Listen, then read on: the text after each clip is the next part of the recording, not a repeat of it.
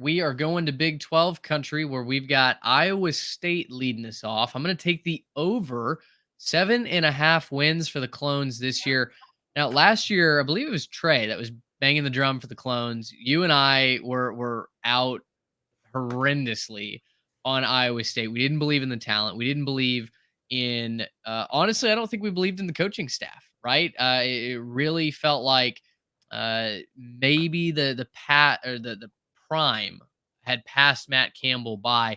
Then you have the betting scandal, right? That happens after our preview, and we're like, there is no way. There's no way that Iowa State does anything of note.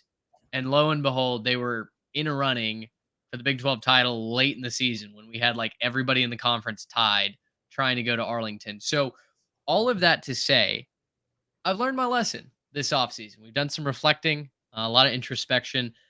And guys, I think 8 wins is the floor for Iowa State this year. Let me explain.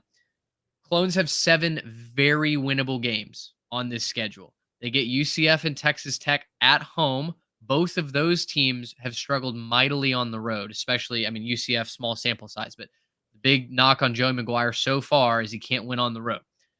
Farmageddon, that's in Ames as well to close the year versus Kansas State. Now, one of these years, they're going to knock off Iowa. It seems like the Hawks get them every year, no matter how bad that offense is. They win a 7-3 ball game.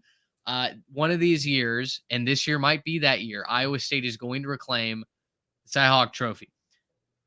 If not, I still only need just one of West Virginia at Kansas, at Utah, or versus Kansas State. So the 7 winnable games don't even include Farmageddon, which is advantageous to have at home.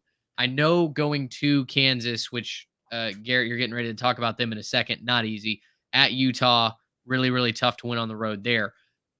But Rocco Beck won Big 12 Freshman of the Year last year at quarterback. Coming in, Hunter Deckers gets popped for gambling on sports, and he's out of there right before the season starts. Rocco Beck steps in. We really didn't know anything about him, and suddenly he's throwing for like 28 touchdowns or 29 touchdowns and 8 interceptions, I believe was his final total. So he was more than adequate.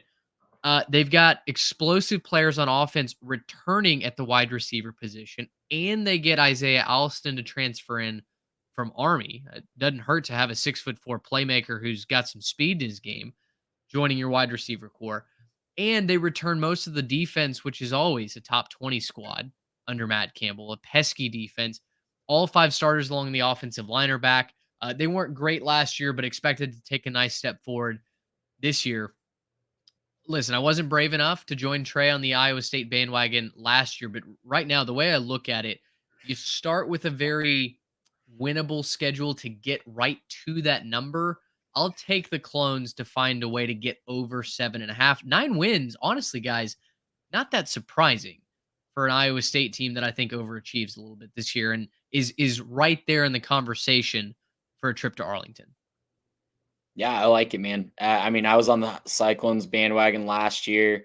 Maybe wavered a little bit when Hunter Deckers was busted into the Shadow Realm for gambling, but you know, I like the core that they have, and I like the core that they brought back.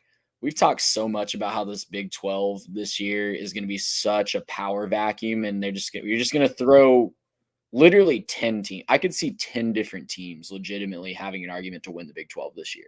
And I'm not even exaggerating. I think Come like on down, Dave Aranda. I mean, I could legit like you could make the case for if these 1 or 2 things go right, this is the team that wins the Big 12. You're gonna throw them all into the laundry and see who comes out on top.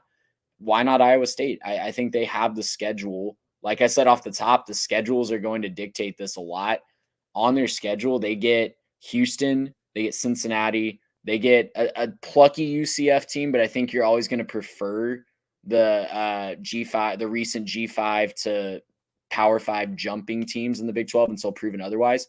They get 3 of those teams and they get 2 of them at home. So that's a great schedule. You couldn't ask for a much better draw than that. They do have to go to Utah to end the year and then Kansas State so at home. So you got to hope that they get it done early, but I think they can.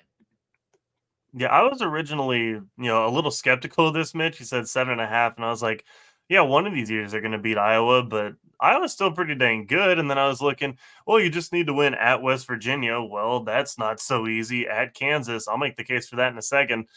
At Utah, I'm not going to betray my Utes yet. And then I saw Kansas State, and I'm like, that might be where they get it done because, Kansas State's lost a bunch of pieces. And, I think that they're maybe going to take a step backwards there. And I think, yeah, like the schedule sets up real nice.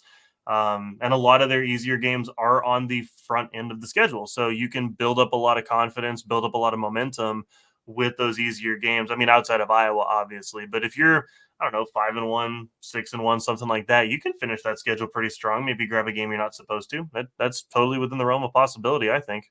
There's definite Jim Carrey pulling his hair out meme potential here where you get it done early, like right 5-6 wins Mm-hmm. to start the year, and then it's just like L L That's L. what they did 2 years ago, right? They got Yes. went out to 6-0 and then lost 6 in a row. They will Yeah. have a nice break at home against Cincinnati, so it won't be straight L's to finish the season, but it's a pretty tough close.